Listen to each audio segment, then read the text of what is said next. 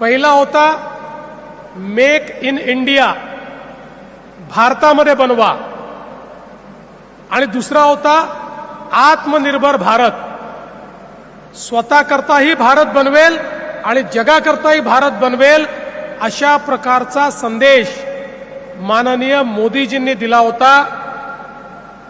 आणि मोदीजींच्या नेतृत्वात डिफेन्स सेक्टरमध्ये हा संदेश अंमलात आणण्याची जबाबदारी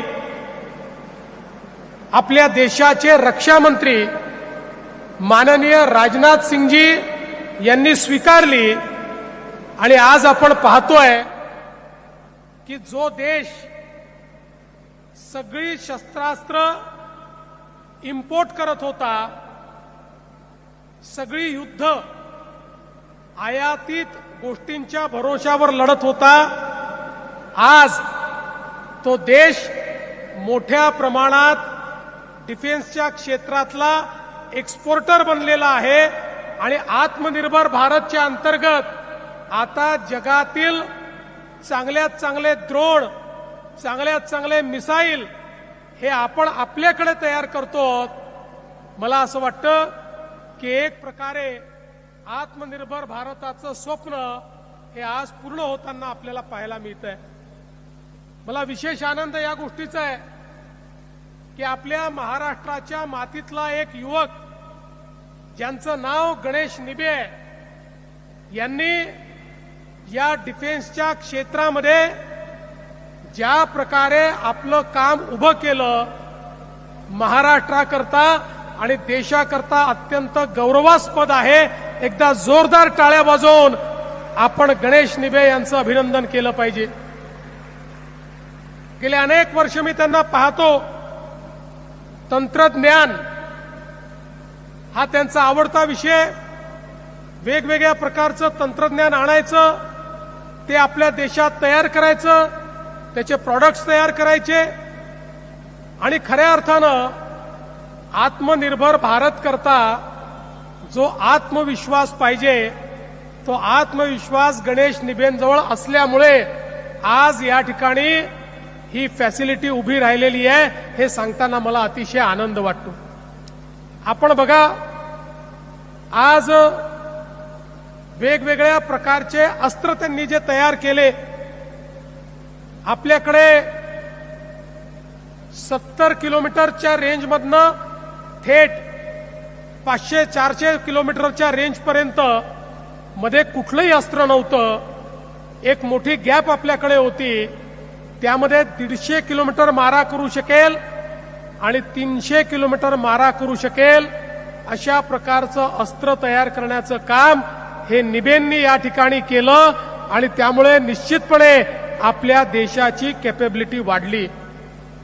आज या ठिकाणी आपल्या सोप्या भाषेत सांगायचं झालं तर जो दारुगोळा तयार होणार आहे, जे शेल्स या ठिकाणी तयार होणार आहेत, मगाशी ते माननीय राजनाथ सिंगजींना सांगत होते की 360 दिवस लगातार आपल्याला जर एखादं युद्ध करावं लागलं आणि सीमेवर दारुगोळा लागला तर तो सगळा दारुगोळा तयार करण्याची कॅपॅसिटी आज त्यांनी तयार केलेली आहे. इतकं मोठ्या प्रमाणात हे काम या ठिकाणी झालंय.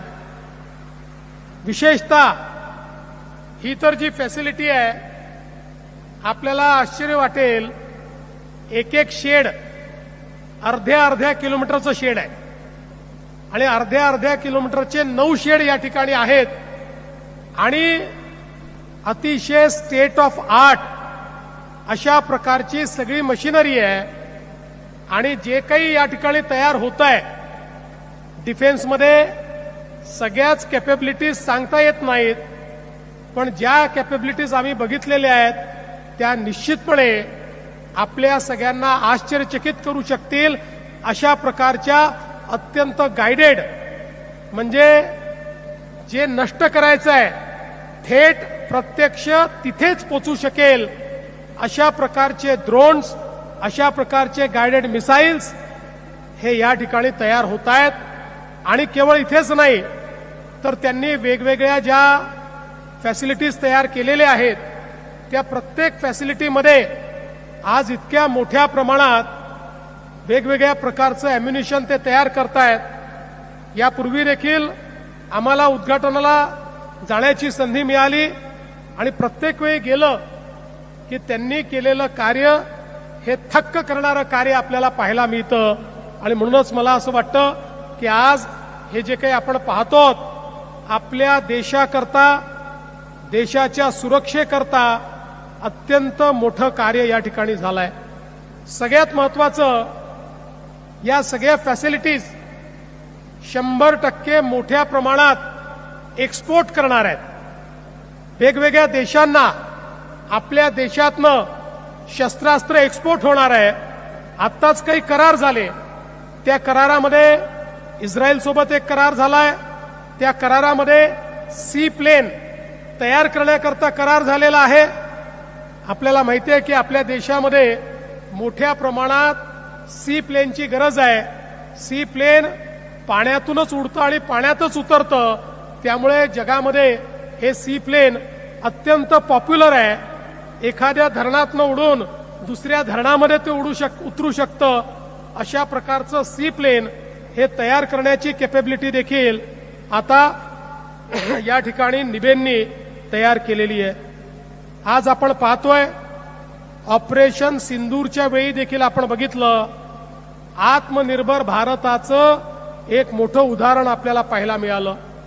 माननीय राजनाथ सिंगजींच्या नेतृत्वात आमच्या या सगळ्या सेनेनी, माननीय मोदीजींच्या नेतृत्वात आमच्या सेनेनी जे कार्य त्या ठिकाणी करून दाखवलं, संपूर्ण जग आश्चर्यचकित होतं की कशा पद्धतीनं भारताने अतिशय प्रिसाईज अशा प्रकारचे हल्ले केले आणि पाकिस्तानला अक्षरशः गुडघ्यावर यायला मजबूर केलं.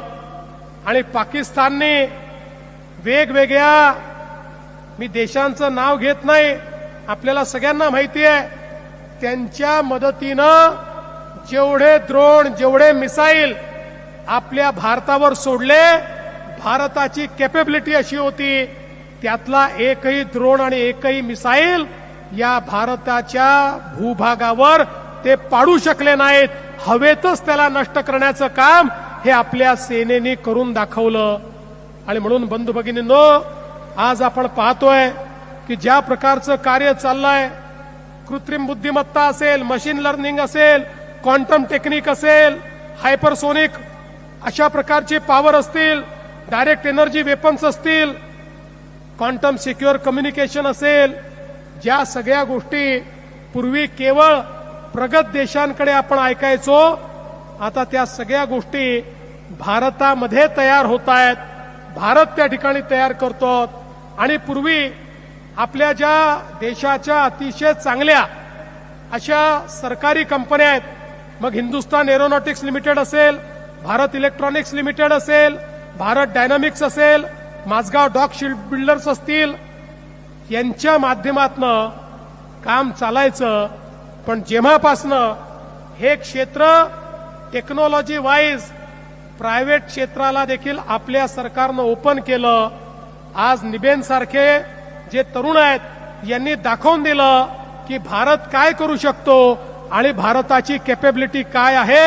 आणि आता तर मला या ठिकाणी सांगताना आनंद होतो की आपलं अहिल्यानगर हे एक प्रकारे डिफेन्स मॅन्युफॅक्चरिंगचं हबच झालेलं आहे.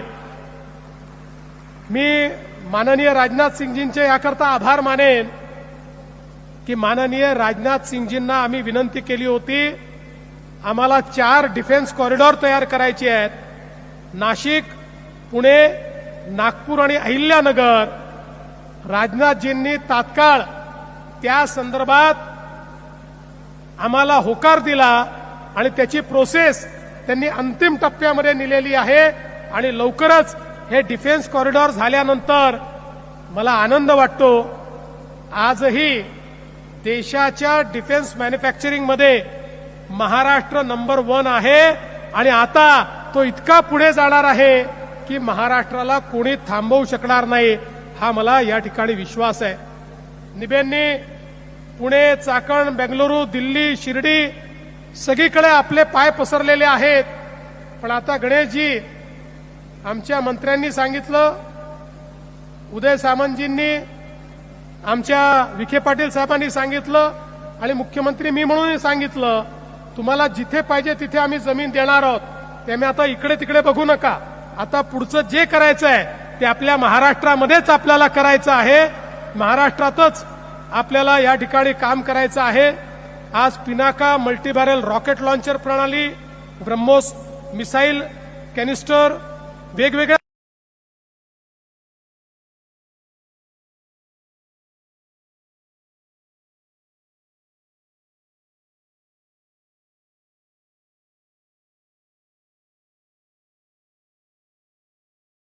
गोष्टी ज्या तुम्ही केल्यात आत्ताच आपल्या, आणि आता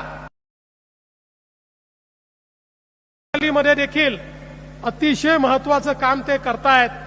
आणि कदाचित जर योग्य पद्धतीनं त्यांचं काम यशस्वी झालं तर देशाच्या कम्युनिकेशन सॅटेलाइट्समध्ये आणि कम्युनिकेशन डेटा सिस्टीममध्ये एक महत्वाचं योगदान हे निबेंच्या माध्यमातून आपल्या भारताकरता येईल. ही देखील मला असं वाटतं अत्यंत आनंदाची गोष्ट आहे. आज खरं म्हणजे या ठिकाणी मोठ्या प्रमाणात 5,000 कोटी रुपयाची गुंतवणूक, 4,000 लोकांना रोजगार मिळतोय. सकाळी मी ज्यावेळेस आलो, राजनाथ जी, मैं जब यहां पर आया तो मुझे किसी ने पूछा कि साईं बाबा तो श्रद्धा और सबूरी बताते हैं, साईं बाबा तो शांति की बात करते हैं, ये शांति की भूमि में शक्ति का आविष्कार क्यों हो रहा है? तो मैंने उनको बताया कि दुनिया में शांति वही प्रस्थापित कर सकते हैं जिनके पास शक्ति हो. जो शक्तिशाली नहीं है वो कभी शांति प्रस्थापित नहीं कर सकते. भारत अपनी सामरिक शक्ति के भरोसे दुनिया में एक ऐसी भूमिका अदा करने वाला है कि जिससे दुनिया में शांति होगी. क्योंकि भारत का इतिहास अगर हम देखेंगे, भारत ने खुद होकर कभी आक्रमण नहीं किया, लेकिन जितने आक्रांत आए सभी आक्रांताओं को यहां से खदेड़ने का काम भारत ने किया है. और उसी भारत की भूमि, ये महाराष्ट्र जो छत्रपति शिवाजी महाराज की भूमि है, जिस भूमि ने स्वराज तैयार करके दिखाया है, जिस भूमि ने लड़ाई कैसे की जाती है ये दुनिया को सिखाया है, जिस भूमि ने आत्मनिर्भरता सिखाई है, उसी भूमि में अब फिर एक बार आत्मनिर्भरता गूंज रही है. इसका मुझे बहुत आनंद है और इसके लिए मैं निबे जी आपको बहुत बहुत धन्यवाद देता हूं. और विशेष धन्यवाद देता हूं माननीय रक्षा मंत्री जी को. माननीय रक्षा मंत्री जी, आपने यहां पधार कर जिस प्रकार से हमारे निबे जी की, यहां काम करने वाले सभी की हौसला अफजाई की है. आपने बताया है देश के लिए जो जो काम करेगा उसके पीछे देश के रक्षा मंत्री खड़े हैं, पूरे ताकत के साथ चट्टान की तरह खड़े हैं. ये जो संदेश आपने दिया है, मैं इसके लिए आपका भी आभार व्यक्त करता हूं. हमारे सीडीएस जो इस पूरी प्रक्रिया का एक बड़ा भाग रहे हैं, वो यहां पर आए. हमारे डिफेंस प्रोडक्शन के सेक्रेटरी, हमारे डिफेंस में दूसरे सेक्रेटरी, ये सारे लोग यहां पर आए. मैं उन सभी का स्वागत भी करता हूं, उनका आभार भी व्यक्त करता हूं.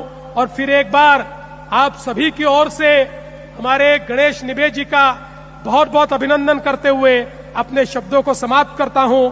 धन्यवाद. जय हिंद, जय महाराष्ट्र, जय भारत. धन्यवाद.